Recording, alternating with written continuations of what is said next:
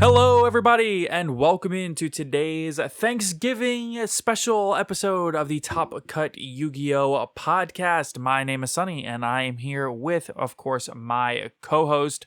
What's up, buddy? What is up? Thanksgiving Day. Good old Turkey Day.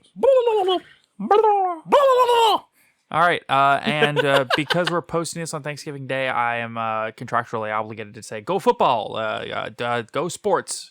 Does the sport ball go? Yeah, actually, I'd say that. I actually love football, so Go sport team. yeah. We do want to, of course, as always, give a very special thank you to our Patreons, which we are currently live streaming to. If you're a top 16 patron, you have access to these once a month. Caleb's making a funny face at the camera. So a huge thank you to Austin Johnson, Kane Martin, Mocha, Myth Oceanus, Pig, Scuzz Daddy, AD, Aaron Gardner, Anthony Leela, Damian Zink, Mountain Man, Owen Alvarado, Cyber, Jeremy Drysdale, Ray Powell, and Sunny Sweet. Thank you all so much for your continued support of the podcast. And for anybody looking to become a patron, the link is in the description below. Our top 16 and above patrons are the ones that get access to these live streams. So, we also, before I forget, want to ask you to please join our Discord channel. We're over 130 people. It's growing very rapidly. We are very happy with it. Everyone on there, super cool. Absolutely. We get great discussion on tons of different topics, and we always want to implore people to go ahead and join. We also want to tell you to please follow us on Twitter. It helps a lot, way more than you think. Share us with all of your friends. Tell everybody you know how awesome we and this podcast are. See, Caleb's all hyped up on energy drink, and I'm over here tired from a long day at work. I've had multiple energy drinks today, but they can only do so much, especially since when it's been 3 hours. Oh yeah, no, they wear off after a while. Oh yeah. So I know. The first thing you're going to say is, wait a minute, this episode is not uploading on the normal schedule. What's going on here? We have a couple of reasons for that. Yes. So mainly, first and foremost, is the content of today's episode is very conducive to you spending money. Mm-hmm. And if you're going to spend money... And tomorrow is Black Friday. Right. There's also Cyber Monday. Best time to do it. Yes, exactly. So if you're going to spend money, the best time to do it is on Black Friday and Cyber Monday. And we wanted to make sure that this episode released early enough and with enough time that everybody would be able to adequately... prepare their wallets. Exactly. To make a plan of action, prepare, set an alarm, because these Black Friday deals, they start early. 5 a.m. in some cases.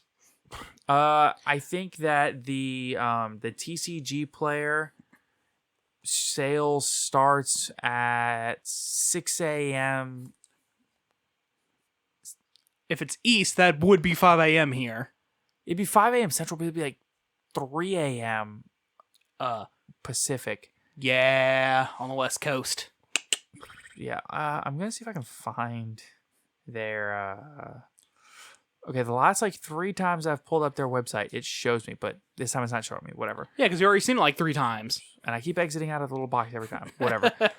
But yes, this is on TCG. They are preparing for Black Friday. So keep all of that in mind as we talk about today's episode, as we talk about what we're going to talk about, which, as I'm sure you know, if you have read the description and title, right, you know that today we are talking about the top budget decks of the current format, as well as the top tech cards of the current format. Now, when we say budget decks, we don't have a number in mind. We're just kind of trying to keep it $150 and below, which sounds like, oh, you can definitely get a deck for that. You can get a core for that. But a whole deck is a little bit different story when you consider things like Ash Blossoms being $15 to $20. Nibiru's are close to $20. Imperms are $8 a piece. Yeah, so I think if you can do like 150 to 200, that's actually like a budget deck in Yu-Gi-Oh! That for like a competitive meta deck, that's like good. So You can actually, I don't think any of the decks we're going to talk about even get close to 150. not for the cores. Yeah, not for the like I think the most expensive core that we discussed earlier was like 80. Yeah, and that's on the high side. Yeah. For what we talked about. Yeah. So that's like buying extra stuff. yes. So we're gonna talk about that, but for the tech cards, we don't really have that like budget oriented. It's more just like these are the cards that like really are going to impact the format. You should probably keep an eye out for people playing them against you, and if you have them, you should probably consider playing them because they're good cards. So definitely. But before we get into all that, the last thing I'm going to say before we get much farther in is if you are listening on Spotify, please be sure to follow us on Spotify. And if you are listening on Apple iTunes, be sure to subscribe through Apple to iTunes or follow or whatever their method is, as well as leave a rating or a review on Apple Podcasts, because believe it or not, it is how much we get suggested through the platform is dependent upon that. That's one of the factors. So lots of ratings, lots of reviews help us out a ton, and it makes new people really feel good about clicking on our show. So thank you to everybody that has done that, and we look forward to reading those, because generally when we get good reviews, we like to read them on the podcast. Yeah. So, but I think that'll take us into the episode.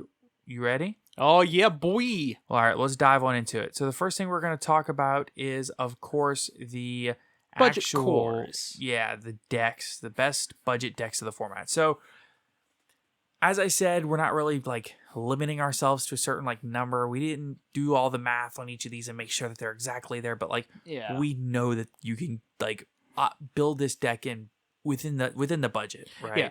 As long as you have like you already have Ash, Imperm, Veiler, Nib, blah blah blah. Yeah, as long as, especially if you already have all of your budgets, like all of your staples, these decks get so easy and cheap to build. So because that's where about 3/4 of the price of a deck is going to come from. These days, yeah, like three-quarters of the price of a deck is literally just staples. I mean, a playset of Ash Blossoms is easily going to run you $60, and some of these cores are about that, or less. So which one do you want to talk? Which one do you want to talk about first? My favorite. I want to talk about Tri-Brigade. Let's go for it. So Tri-Brigade is one of the most common and best meta decks of the past year. Tri-Brigade has been a very resilient deck with several waves of support. You are looking at, of course, your four main deck monsters, which are Tri-Brigade Tri-Brigade Fractal, Tri-Brigade Kit, Tri-Brigade Karis, Nerval, and Karis. So, from a price point option, your main deck monsters, your Fractals, which come in Ultra and Secret, are $2 a piece. Your Kits, which only come in Super with one printing, are currently $5 a piece. Your Karises are literally quarters, and your Nervals are the same, literally quarters. So you can get all of those cards, your play sets, for around $21 or $22. Let's just round up and be really pessimistic about it and say 25. Yes. Then for your extra deck monsters that are involved in the deck itself, just in this deck, you're looking at, like, first off, you have your Sure Eggs. You need 2 to 3 Sure Eggs, which are literally $1 a piece. Then you need 2 to 3 Ferrigites, literally $1 a piece. Rugals, pennies. And you only need one. Yes. And then all of the peripheral options, like Almirage, you can get for just a couple of dollars. Because it got that reprint. Yes. Almirage are just a couple of dollars. You have Double Dragon Lords as a super. You have Harpy Conductor if you're running that. Bear Brum. Bear Brum is like $1. Yeah. Harpy Conductor if you're running that. Yeah. Harpy Conductor is very cheap. Even the Samorg Link is only like $2-3. Mm-hmm. I mean, everything. Crossvulgar is a common. Appaloosas are a bit on the pricey side. They're about $8 or $9, and you really need an Appaloosa, especially with the pure version. Oh yeah, definitely. And you've got the space for it, so might as well. Yeah. And I would say the best versions of that deck, you really need a Zeus, which is about 20. So let's say for the full extra deck, if you're not running access code, say, what, $30? Yeah, so $55, $60 total. Yes, for main and extra, Now, not including like your staple hand traps and stuff. Now, the thing is, though, is if you're not running an extra package that has Exceeds, then you don't need the Zeus. Right. But that's if you're not running an additional package of something else that runs Exceeds, like Lyrilisk or Zodiac. Right. And then if you're running Cats, Rescue Cat. Yeah, so Rescue Cat is like probably the card you want to look at next for picking up. And right now you can pick up the gold rare original art for about $4 to $5 a piece. Yeah. So now you're in it for around $75. And again, that's if you're running Zeus. If you're not running Zeus, you're still at like that $50 to $60 range. Yes, and you don't like actually have to run Zeus, but again, you only need Zeus if you're running Zodiacs or Lyrilisks with them. Yes. But Zeus is a good card to have anyway, so. Yeah, exactly. Anytime you're running a deck that has Exceeds, Zeus, my boy, great card. You really don't need that package though. You don't need the Zeus package if you're not running exactly the Zoo build, which almost nobody is running these days. Or Lyrilisk. Yeah, no, you definitely need it for the Lyrilisk build, but you can honestly get away with it without it. Yeah, I mean, even the Lyrilisk build of this deck is relatively cheap, if I'm not mistaken, right? Literally outside of exactly your 3 copies of Bird Call. Well, no, we added it up earlier. So Bird Call is your 1 Celeste Wagtail, your 1 Ensemble Blue Robin, and everything else you need, which is all commons. 15. About $60, we said, for everything? 15, 30, 40. Yeah, about 60 sounds about right. That's for everything. So let's just say 60 for that. Let's say you're running a Zeus package, or you're running Zeus in the deck. Yeah, it's going to be another 80. So you're, or no, we said we were at 75. Yeah, 75-ish. So we're at 60 and 75. We're at 135. And then there's an additional, completely optional package that you don't have to run. I do because I really like it. With Utopic Draco Future. Yes. He's a $30 card with a $1 card that you have to also run your extra deck with Utopic Future. I'm just gonna say my personal opinion. I see why it's being run. It's very good. I don't think you need it. You really don't, but again, I like it. I like having the option to, as summons, summon 5. Yes, I'll have my 5th summon can't stop Nib. But they're probably not going to nib on 2 defense positions, 0 attack Exceeds. They're going to wait for me to extend further. And then I overlay into Utopic Future, they have to nib me there. Yeah, and if they don't think about it, then it's over. Yeah, and then I just make Utopic Draco Future and just go off, not caring about any other hand traps. Yes, so it's like kind of an insane deck. Yeah. I think personally that it might be the best deck right now.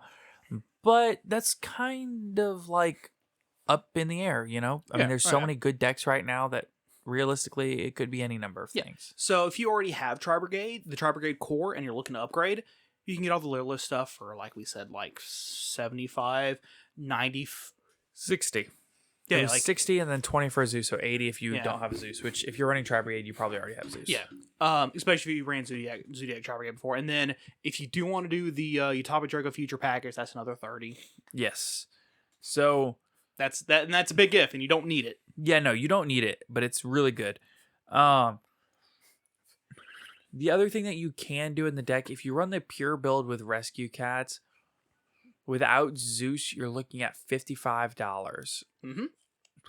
And then if you, at that point, to keep it under 150, if you already have the hand traps, you could actually get 3 crossouts for about 120. Yep. Oh, I know, and still be on. Well, you won't be under 150, but you'll be really close. Yeah. Like, I think if I'm doing quick maths, I'm terrible at quick maths. Like 160, 165, 170 at most. Yeah. That 160 to 170 range. Which isn't bad for a tier 1 meta deck.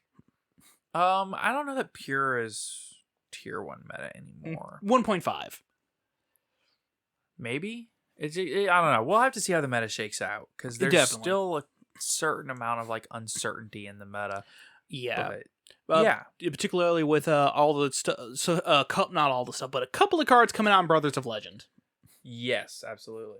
So the next, we do want to go ahead and move on to the next deck. The next deck we want to talk about is what? I picked the first one. You picked the second one. I was going to say Altergeist. Okay, yeah. Altergeist is a cool pick. So at the moment, right this second, the most expensive card in Altergeist is Meluseek at like $4 a copy. Right. Literally every other card in the deck is $1. So what's the catch? It's a trap deck. That's the catch. It's a trap deck. So the thing about trap decks is they're great if you know what you're doing. It's kind of complicated. The deck, from what I've gathered, You also have to have personal spoofing, which is $4. Yeah, my bad. You also need personal spoofing, which is like a $4 card. But I think you only need one. I personally would still run 3 because it's a great card. I'm just gonna be really honest. I have no idea. I have never played this deck, but I do know that it's like one of the best cards in the deck. I think you have to run 3. Yeah. Personal spoofing just makes it the primary purpose of personal spoofing is it makes it where your Altergeist monster's effects can't be negated. Right. Which is stupidly good. Yeah, it's pretty good. But yeah, like the biggest issue with the deck, like I said, is it's trap deck. So you have to know, okay, if I negate this, they have to turn in, or if I negate this, they have to go this pathway and have to negate here again. You have to know how the decks function, so you can properly hit them with a Solemn Strike or a hand trap or whatever. Yeah, that's a great point. You need to know. You gotta have a 5-head to do it. And the thing is, I don't think there's anything that you could run that will better like help you learn a format better than a trap deck. A control deck specifically. Because it's a small reason why when I first got in the game I ran pure trap shit all. Forced me to learn how certain decks work. Yeah, I mean, never learned how Altergeist work. Yeah. I'm going to be honest, I don't know much about it. All I know is the deck is competitive, it is good, and it is cheap. So. I think the only other thing, and they're getting new support. They're getting new cards that we haven't got yet in Brothers of Legend. Yeah, that's why I specified at the moment. That might go up whenever we get Brothers of Legend. So if you do want to pick up Altergeist, I'd say pick it up now. Well, the thing is, I would wait a week or two because the deck, everything in the deck is getting rewaved. That $4, that does not include the whole deck is in maximum gold Eldorado. That's a good point. That is a very good point.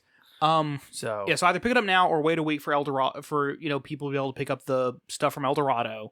Yes. And then because once Brothers of Legend technically drops, Eldorado's already released, but like it's really hard to get. Yeah, because of the printing issues, it's been very hard to come across.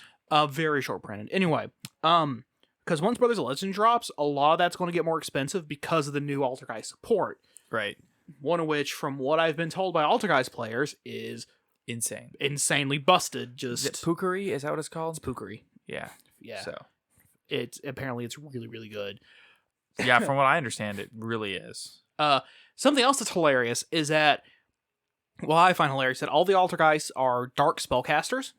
So you can also run Floodgates, like Riflery and Gozen, and you can also, and they're all spellcasters. You can also run Hidden Village of Spellcasters. Yes, that is a great card in that deck. So like 4 cards, 3 copies of it, and Terraforming. Yep. What is that at? Like, what is that, like $5 for those cards at most? Yeah, it's not a lot. Yeah, Secret Village Spellcasters are actually like a few dollars. Okay, I think they're like $4 or $5 a piece. Yeah, hasn't been reprinted in a while. But honestly, you don't really have much that you're doing in the extra deck that's expensive. You don't have much that you're doing in the main deck that's expensive. As far as I know, for the extra deck, it's just like the Nightmare package. And then, it's niche cases like Intis's and stuff like that, just in case your opponent like hits you with a Maximus or something. Yeah. So it's like 3 Intis and then Nightmare package. And I mean, there's more to it than that, but I just don't know. Neither do I. But the deck itself does not live or die based on its extra deck, unlike a lot of other meta decks. Right. It doesn't. It's a great place to save a lot of money when you're building the deck, is if you can build a deck that just doesn't require much of an extra deck, like our next option. So for the next one, I'm picking a very similar deck. I'm picking Eldritch. Now, for those of you who immediately went, that's not budget, everything in the deck got reprinted to maximum gold. Literally Again. everything. Yeah. So the Golden Lord himself got a new alt heart. Yep. I think the alt arts are like $5 or $6. Yeah, because they're really cool. But the original arts and the ones from the Gold Series last year are only like $2-3. Yeah. And then, like I said, literally everything else that got printed, including Scarlet Sanguine, which before were what, 15 apiece? No, Scarlet Sanguines were 4. What was the one that was like super expensive before? Elixir Black Awakening, which was Thank not you. even run. You do not even need to run it. Yeah, it's optional. It's extra.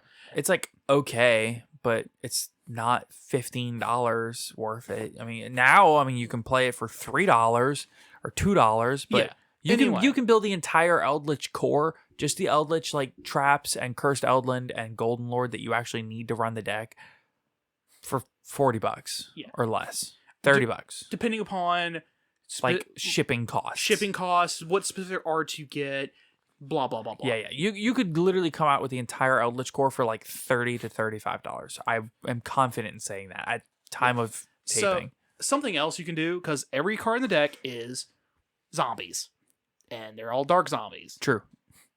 And normally you only have one monster on the field, so you can very easily run TC Boo, Goes and Match, and Rivalry, And Zombie World. all very cheap cards, except Zombie World. That's kind of expensive, but the Zombie World package is only expensive if you're also running the full Zombie World package, Right. which also runs Necro World Banshee. Mm-hmm. She's kind of expensive. I would recommend, if you're going to build this deck, here's how you flush out this deck and use up some more of your budget. I recommend 3 Nadir Servant, 1 Dogmatica Ecclesia, and 3 Dogmatica Punishments. What are the Nadirs are like 18 apiece, and the Ecclesias are 10. Okay, you only need like 1 Ecclesia. No, you literally only should run 1 Ecclesia. Yeah. You're running 2 Golden Lords, 1 Ecclesia. You're running 3 monsters. Yeah. That's it. Now, if you don't want to shell out that kind of money, that's less than the Tri Brigade deck. Yeah, that's less. It's still less, but if you don't, or if you just don't like Dogmatica on principle, which is fair, yeah. You could also run other things like Inspector Border. I side with Albaz. I do not like the Dogmaticas. I don't either, but I don't like Maximus. Fair. Just Maximus. All the rest of them are fine. It's Maximus I hate. Ooh. Anyway, that's what I'm hearing. That, like I said, you can run Inspector Borders, which are fairly cheap, if I recall. Basically more stun. That's what the deck does. It is stun.deck. Yeah, pretty much. Well, it can be. Overall, again, it's another trap deck where you gotta know what you're doing, what your opponent's doing, so you know how to trap them, what specific floodgate you need.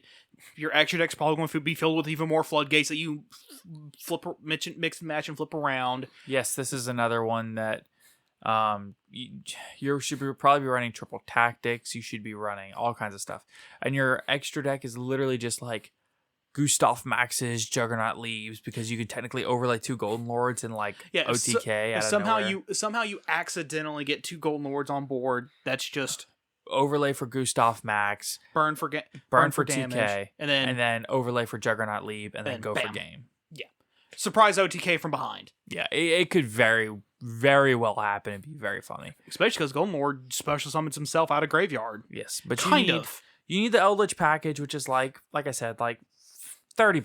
I'm pretty confident you get the whole package for $30. Yeah.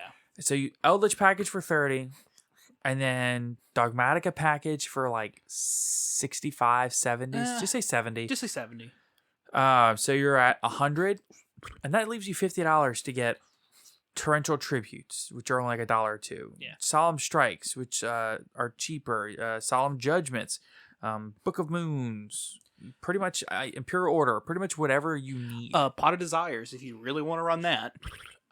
Oh, okay. So you could run Pot of Desires. You do actually need to run Pot of Extravagance in this deck. Ideally, you're running Prosperity Extravagance, but Prosperity is not budget. You need to run Extravagance, which is like currently only like an $8 card out of gold. 8 to 10, I think. Yeah. I think. I don't know. Let me check. Yeah, I have the entire world at my fingertips, and here I am guessing. I don't think it's up on presale yet. Because I looked at no. I'm thinking of Brothers of Legend. It's not on presale. It's on like... Yeah, I'm thinking of Brothers of Legend presale, which I looked at earlier today.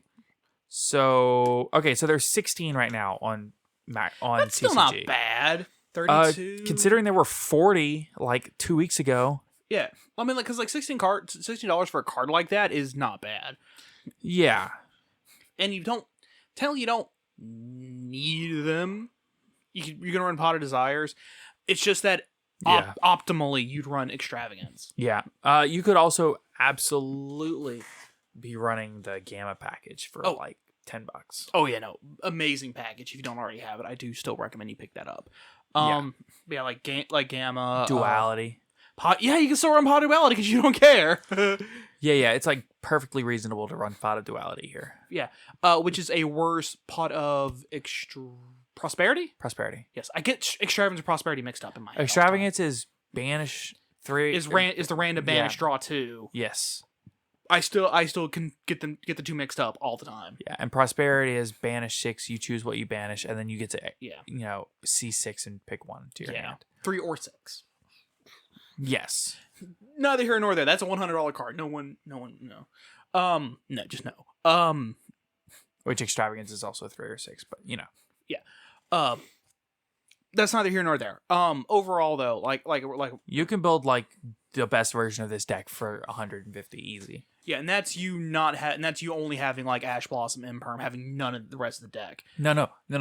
This deck does not run Ash Blossom. You're not running Veilers, you're not running Ash Blossoms, you're not running running Imperm.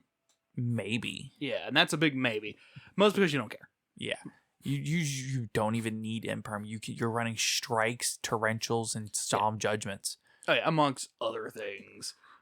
See, like an Imperm's fine as a hand trap. Like some hand traps that can just like potentially end a turn are great if you're running like Tri Brigade, where like if you end the turn, you kill the next turn. But because you're just almost have no shot of killing, realistically, you can absolutely just not worry about running something like Imperm because you're not gonna have a chance to kill on your next turn. You know what I think is a hilarious tech? What? Forbidden Lance. I mean, it definitely could be. Yeah. Just because it's a dirt cheap card. It's got its niche uses. If your opponent dark holes, flip Lance. Yeah. Well, do you have another one you want to talk about? I think we got a couple more. Yeah. I said it before, and now it's escaped my mind. You want me to do my next one? Yeah, just do your next one, and it'll come to me like in the middle of that one. I think it's. I'm gonna steal it out from my Virtual World. You got it. Yeah, great. Now I got to think of another one while we talk about Virtual World. So Virtual World used to be kind of expensive deck, but then it got reprinted out of the 2021 10 of Ancient Battles. Right. Like everything got reprinted in the entire deck. If you bought a bunch of the 10s, you probably have the deck. Right. Well, I would have, but I traded a good chunk of my Virtual World stuff to a good friend of ours who was also running Virtual World because it's all up rarity almost. Yeah. Like what's the most expensive card in that deck? I want to say it might be like Shen Chen. It's Lulu. It's Lulu? Yeah. Lulus are like $8. Okay, that's fair. Or $6, $6 to $8, depending on which version. Because there's a secret and then there's the ultra. Yeah, the original. Yeah. That's literally the most expensive card. But after that, everything's a couple of dollars. Nothing else is over $1. That's why I said a couple. Yeah. It's literally Lulu at like $6 to $8, and nothing else in the entire deck is over a single $1. Yeah, because you only run like one Shen. Basically. Yeah. Well, isn't what's that Synchro Monster? Shen. Not Shen. Level 8. Level 8? They cheated out with Ultimate Zolkin. Oh, Clear Wing Synchro. Yeah, Clear Wing Synchro Dragon I think might run you a couple of dollars. Yeah, but even so. Yeah. I think the most expensive card in the entire extra deck is probably actually Muddy Mud Dragon. How much are Muddy Mud Dragons? Last time I looked, they were like $5 or $6. I have so many of those I need to get rid of. Last time I looked. Yeah. That was a while ago, but I think that was when people were trying to pick them up. Yeah. Because you can make Muddy Mud Dragon and then use its effect with Ultimate Zolkin and make Dragoon. You don't get any pops from it, but you still get the once per turn Omni Negate. Right. Because literally what you do is Muddy Mud Dragon's effect is that you can you either declare or you reveal a fusion monster. and then its name becomes one of the fusion materials that you need. Right. You so, literally turn it into Dark Magician and then fuse it with Ultimate Zulkin. Yeah. So, and then you could also use it to go into invoke Kaliga. You make it Yes. become Alistair the Invoker. Yeah, and then also with Ultimate Zulkin and make. Yeah, invoke Kaliga. So, Which Kaliga plus Crystal Wing Single Dragon. is it Clear Wing or is it Crystal Wing? I don't remember which one. That is kind of important. I think it's Crystal Wing actually. Yeah, I'll look that up real quick while I'm saying this. Anyway, so like Kaliga plus the whatever wing Synchro Dragon, it is rough to try and play through that. Oh, it can be difficult. And it can be near impossible if you can't negate the Kaliga. Yes. So I just want to go ahead. Do you have it? I'm pulling it up now. Okay. I want to go ahead and talk about the last deck I want to talk about, which is At Ignister. So At Ignister is a very fun... It is Crystal Wing. Okay. At Ignister is a very fun, very usable rogue deck. It is... Who is a $5 card, by the way. Okay, yeah. You can get the entire At Ignister deck for like $10, 15, or well, I say 10. It definitely not 10, like $20 to $30. Except maybe like the Arrival at Ignister, I think is called. No, he's cheap. Yeah, the Arrival Cyburst. Last time I looked, he was fairly expensive. But I think that was because people were trying to pick him up. Oh, really? Yeah. It's because people were trying to pick him up. He's now down to like $1. Yeah, you can pick up literally everything in the main and extra deck for this deck for literally probably less than $30. I feel like would be like a generous number. Keep in mind, this is just to make the deck functional, not optimal. Right, yeah. So this is actually, I will say, this is a shout out to Mirren in our Discord server. He is one of our Patreons, and he has been playing a ton of At Ignister. And he has showed me some cool things that you can do with that deck. And that deck's really got a lot more to it than people realize. Oh, yeah, no. It's a lot more than just summon 6,000 towers and pass. Yeah. It's definitely one of those decks where, yes, it can do that, but because it can do that, people go, that's all it can do, and that's all it should ever do. Right. But then, what do you do if your opponent just kind of reveals a kaiju? Right. Or a lava golem, God forbid. Yeah, so I think it's interesting. Realistically, the best thing that it can do is one of the best things it can do is access code lines. Yeah. But that requires a $80, I think, at cheapest access code. I think it's a lot higher than that. Or no. You can get the golds for like $70. Okay, so, right now. That might go down in the future as we get the next couple of waves of the product. I'm thinking it'll probably pull kind of not exactly the same what Crosslight Designator did, where it was super expensive, but then as we start getting more and more waves of it, it got cheaper and cheaper and cheaper. Right. So I think that'll wrap it up for the best budget decks of the current format. Yeah. If you have any other suggestions, hit us up. Let us know. Let us know what you think are the best budget decks of the format. Yeah. Oh, yeah. All right. So let's go ahead and get a quick word from our sponsor, ETB Games. So, of course, we want to give a huge thank you to our sponsor, ETB Games in Alexandria, Louisiana. They are our locals. They are our regular sponsor. They are our number one place for going and playing Yu-Gi-Oh!, getting new cards, and getting everything we need for all of the games that we love. For instance, I'm a very big fan of tabletop RPGs like D&D and Pathfinder. They got D&D books and Pathfinder books, which are not easy to find, honestly. It depends on where you're at. Really? Yeah, like if you're in Shreveport, they're everywhere. Really? Like, because you have Barnes and Noble, which has multiple copies of everything. Then of course you also have Steel Fox, who also has a couple of things. There's 3 or 4 other places that has that kind of stuff over in Shreveport. Yeah. But on the opposite end, in Alexandria, between here and Alexandria, almost nothing. Yeah, they are far and away the best option for that kind of thing. So, no, definitely. So please be sure to check out etbgames.com. The link will be in the description below. And not only that, but you can also check them out on TCG Player, which we don't have the link for, if I'm being completely honest with you. But we can try to work on getting that. So thank you so much for ECB for being such a wonderful sponsor. If you're in Louisiana or the surrounding areas, absolutely come and check us out. So thank you so much for that. Now, the next thing we want to talk about is something else pretty cool. We want to talk about the best tech cards for the coming format. So the reason that we can talk about the best tech cards and the best budget decks and everything so confidently right now is because we know everything that's going to come out until Grand Creators. So, yeah. And we're still getting some information on what's coming out in Grand Creators. Right. So Grand Creators is not going to release until mid to end of January. Yeah. It releases right before YCS Pasadena, doesn't it? After. Right after. Okay. So we don't even have to worry too much about that until after YCS Pasadena. Right. And new ban list will be like the Monday after Pasadena. Yeah.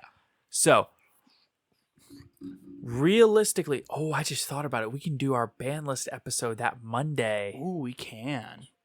So realistically, though, we do want to say we know with a certain amount of confidence what this format looks like.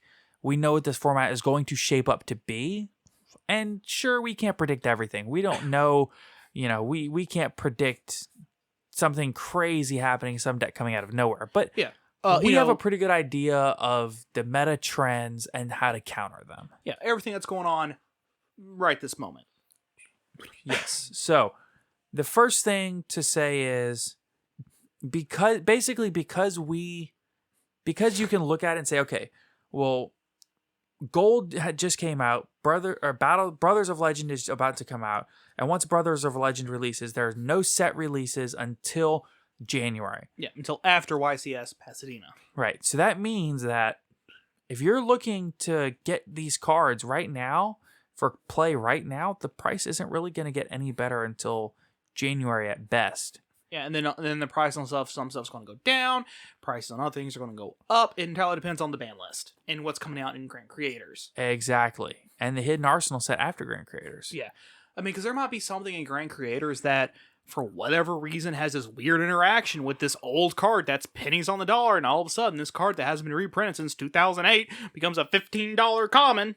Looking at you, Smoke Grenade of the Thief. Looking at you, Smoke Grenade of the Thief. Yeah, so, which that card was even older. That card was like 2003, 2004. Something like that. So, but we want to go ahead and get into it. So, we weren't really concerned about budget options necessarily when we came up with this episode bubble because, we do have a lot of newer budget players listening, but we also have some veteran players. Honestly, yeah, or some new players who have some cash to burn. Yeah, absolutely. I mean, I hate to say this, but I'm at the point where, like, I like to say I'm a budget player, but I just got done building Sword Soul. Like, that's not budget, That's easily an $800 deck. Yeah, and when you think about it, by the time you add in everything, it can be, yeah.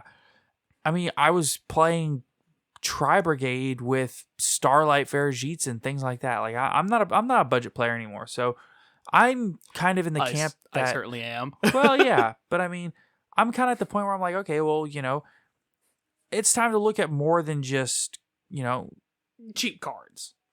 Honestly, yeah, and I'm not saying that to down anybody, but there are certain classes of cards that, like, if you can afford them, like, you need to be, you need to know what to look out for and what to look at. If you have $60 or $70 to spend, I mean, unless you really have extra money to spend, don't go out buying random things like a Heart Earth Dragon. I mean, that's like a $50-something card for casual play. So, or anything Dark Magician related. Yeah, you don't need to go out and buy Magician Souls for your Dark Magician deck, especially since it's being reprinted. But man, hero players be spending, used to spend like $400. $700. Yeah, $700 on 2 cards. Oh, and just on those 2 cards, yeah, like $400. Yeah, just to end on a board of Nibiru token. Yeah. I kid. Hero players really do be out here spending $700 for a deck that ends on a crazy end board of a single Nibiru token. We say this only in jest because it's funny. We say this out of love because I love heroes. In fact, little bit off topic.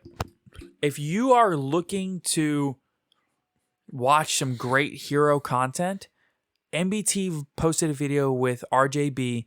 It was some content from his subathon where they went back and reviewed the Nationals, the 100th YCS, which was held in April of 2012.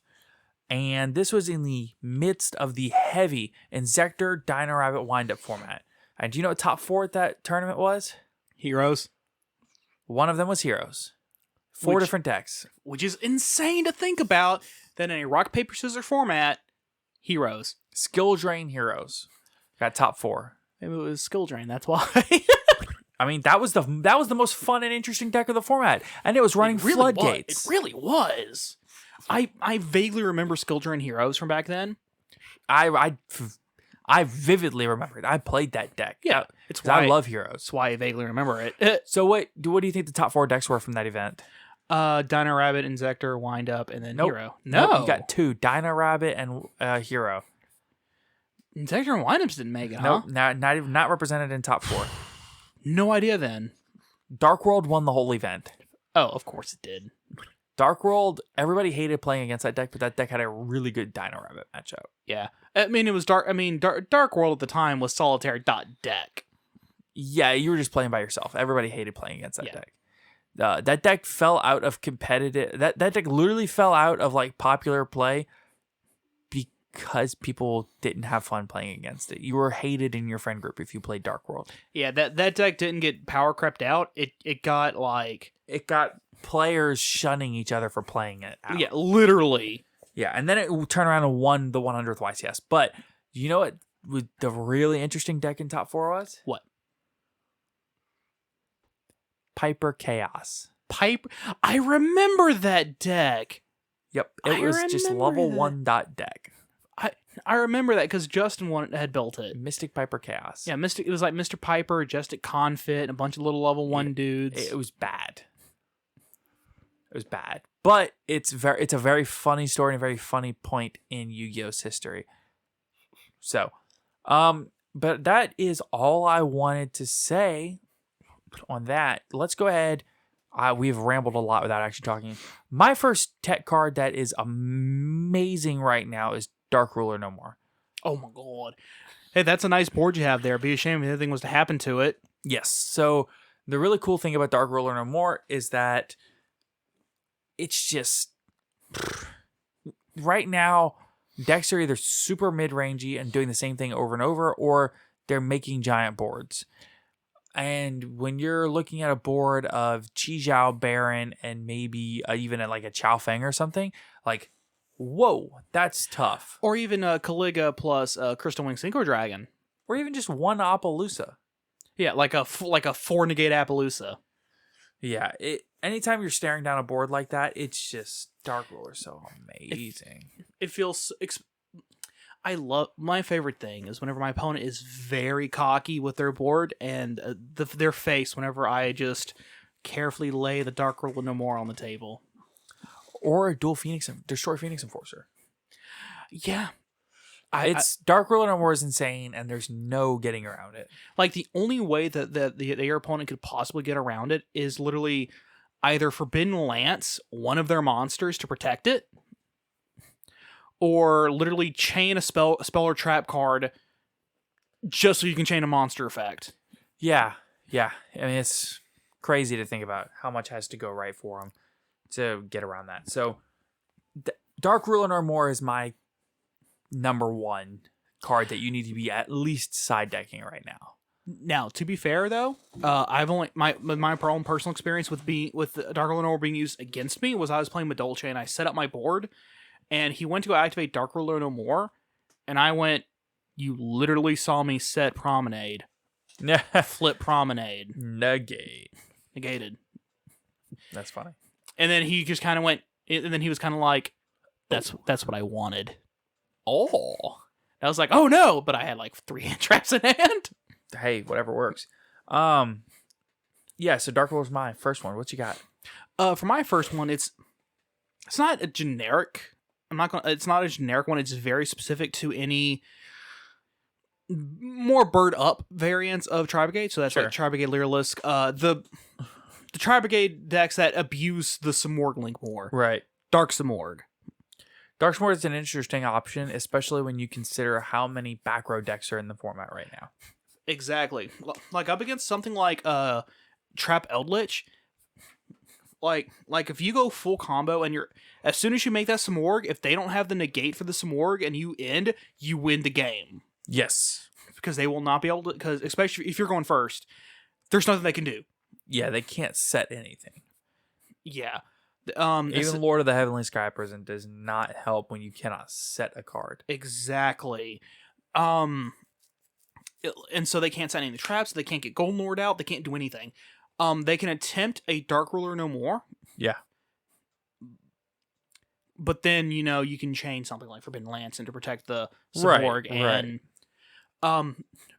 And like even if they activate something that specifically targets the Simorgh, the Dark Simorgh, if you place it in a zone that the Simorgh link is pointing to, they can't target it anyway. Right. And they also can't Regeki or Dark Hole it because it's being protected by the Simorgh link. Right.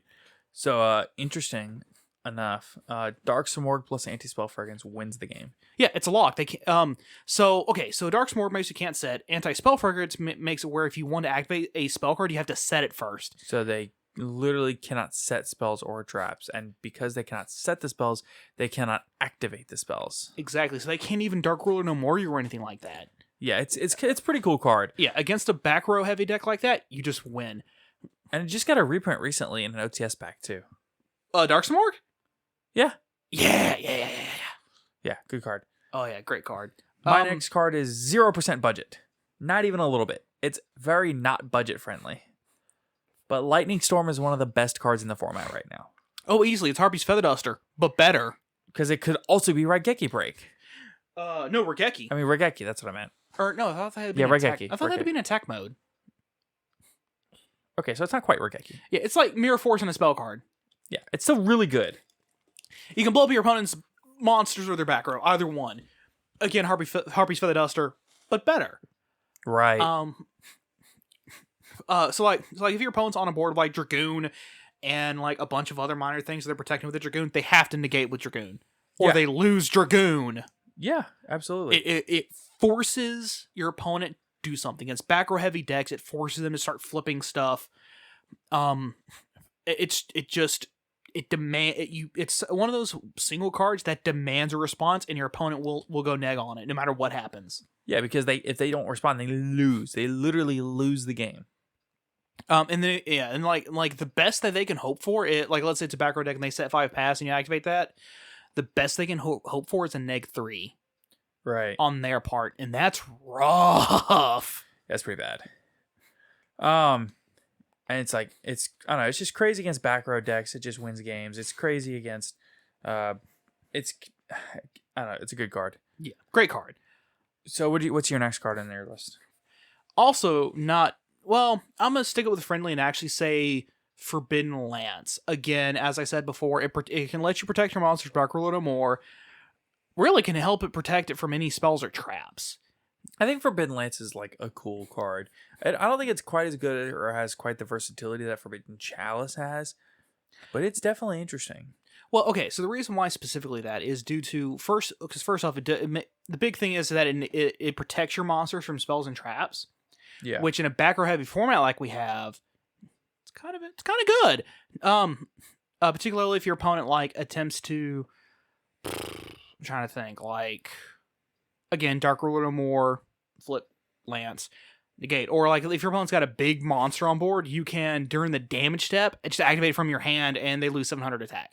Right. It's also a battle trick, which so is Chalice, but Chalice is only, plus 400, I think? Yes. Yeah, whereas Lance is minus 700. Is it 7 or 8?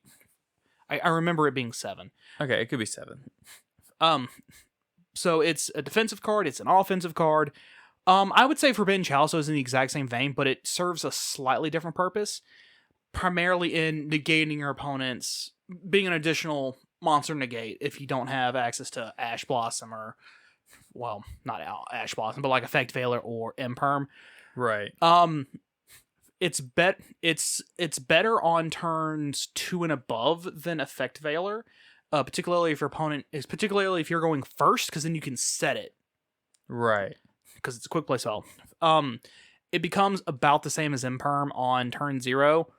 On turn 1, it's completely useless. It is worse than Effect Veiler because you can't activate from your hand if your opponent is going first.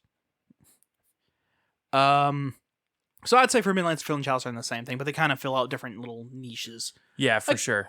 Both dirt cheap cards. Yep, for sure. Well, I think that's going to wrap us up for tech cards, unless you have any more specifically that you want to talk about. IO. Huh? Imperial Order. I mean, Imperial Order is awesome. I don't know that it's a tech card as much as a staple, because like I was thinking about talking about. I really don't think it's a staple because not every single deck can run it. Yeah, that's fair. Like Tri Brigade Loyalist doesn't want to run it because that would stop their bird calls, and once Brothers Legend comes out, bird strikes. Right. And it also, but the big thing behind IO though is definitely setting it, and then when your opponent activates a spell card, then flipping it. Right. Unless of course they have like Cosmic Cyclone or Twin Twister in hand, then you just kind of cry. Yeah, you just kind of give up on that one. So just take the L. We do want to, of course, before we wrap up, we want to go ahead and get into our podcast question of the day. So, last episode's podcast question of the day was... favorite set. Yeah, what is your favorite set of all time? We got a ton of great responses here. So, ours, of course, as we said, are Return of the Duelist and Abyss Rising. Mm-hmm. We had some cool replies. I don't think there's any set I bought so much of as Toon Chaos. That's interesting. Toon Chaos is very cool, but I don't know that it was like that well bought. Fusion of Forcers provided me with most of my Fluffle deck and made me an unstoppable at school at 8th grade. Yep, that'll do it. GX Legendary Collection, the one that came with that binder. Very cool. Ooh, I actually still have that binder. Really? Yeah. That's crazy. We have one reply for Dusa. The Legendary Collections because of the retro format rarity upgrades and reprints.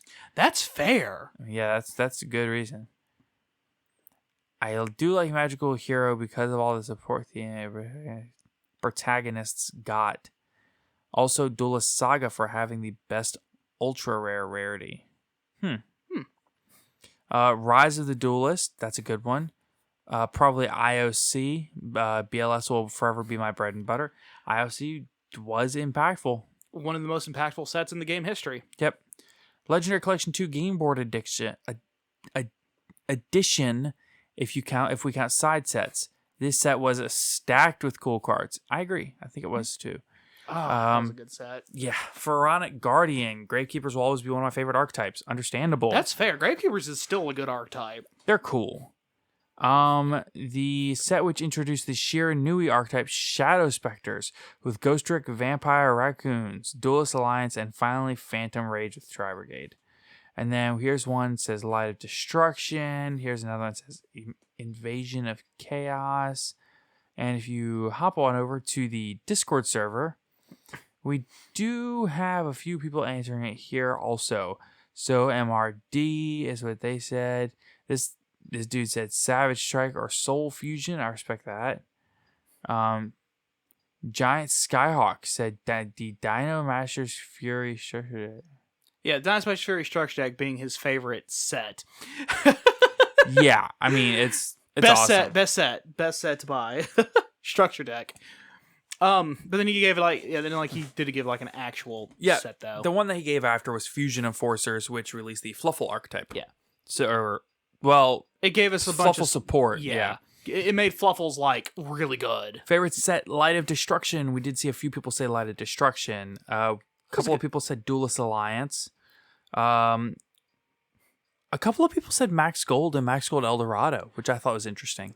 Yeah. Newer players to the game, which there's nothing wrong with. Yeah. It's one of those sets where you either love it or you hate it. Yes. Most people most people seem to love the cards that come out of it, but not the rarity. Right, exactly. Oh yeah, for sure. I love the cards that come out. I hate that rarity. Yeah. And we also have some more El Dorado, some Chaos Impact. So there's a lot of different places people are going with this. So, but I imagine the sets of Yu-Gi-Oh! Is kind of like Pokemon, where no matter what Pokemon, it's someone's baby. Someone absolutely loves that Pokemon. Yeah, absolutely. Dunsparce, somebody loves Dunsparce. Wait, I was watching a stream and a dude caught a wild Wooper and lost his mind because it was his favorite. There you go. So, to be fair, I also really like Wooper. I do too, but it's not my favorite. I like Toxicroak. That's fair. And Sceptile and Salamence. Salamence is probably my favorite. So, but that'll wrap us up for that podcast question of the day.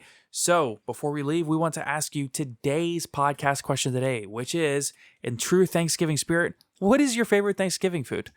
Not all of these are going to be Yu-Gi-Oh! Related. Sometimes, especially today, we're releasing on a holiday. We want to know about you, your favorite Thanksgiving food. You know, do you have a certain tradition of the way you eat it?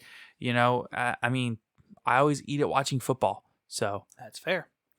Be sure to absolutely check us out on Twitter. Be sure to check us out on Patreon. Before we do that, what's your favorite food to eat at Thanksgiving? You didn't even answer it.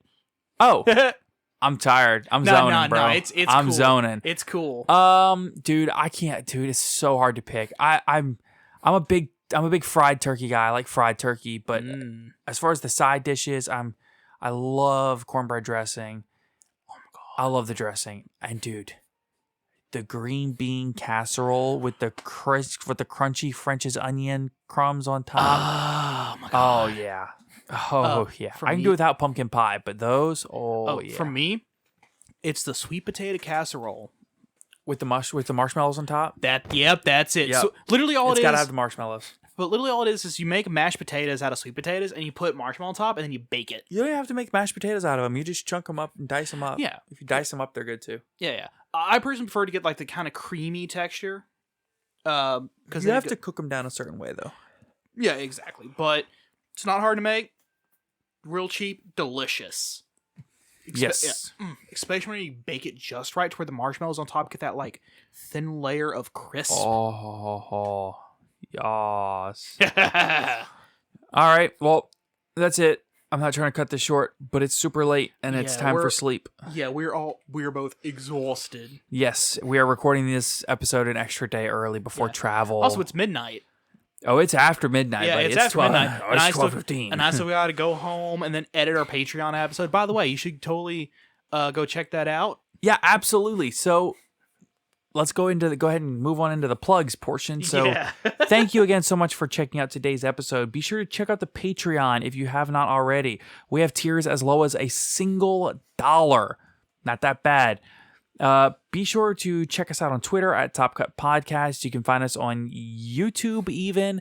We do need to update. It's more of an archive, but you know, we do upload stuff to YouTube if you want to go through there. Be sure to check us out on your Spotify or Apple iTunes and leave us a follow or a review or a rating or whatever it is. Again, it's late. Be sure to check out ETB Games. Their link is in the description down below. As always. And be sure to check out Team Dark Arm Dealings. They're our sister channel on YouTube. They are a crew from our locals. I claim myself to be a member of Team Dark Arm Dealings. It is really just a wonderful group of guys doing some awesome competitive Yu-Gi-Oh! Super content. cool dudes. For sure. So, thank you everybody so much for listening, and a very, very happy Thanksgiving to everyone listening today. And I'm thankful for you guys. I'm thankful for our listeners. Everyone in America, anyway. Yeah. Thanksgiving's not. Well, no, I'm thankful for everyone everywhere. Yeah. But, happy Thanksgiving to the Americans, because that's mostly an American holiday. Yeah, the Thursdays when we celebrate our Thanksgiving. I think other countries also have it, but it's like a different. It's different. It's not the same. It's not the same. It's not exactly the same. Not the same traditions and things like that. Yeah, so. yeah. So thank you everybody so much for listening, and please be sure to answer that podcast question of the day through our Patreon or not Patreon, through our Discord or our Twitter. Have a good day, everybody. Take care, everybody.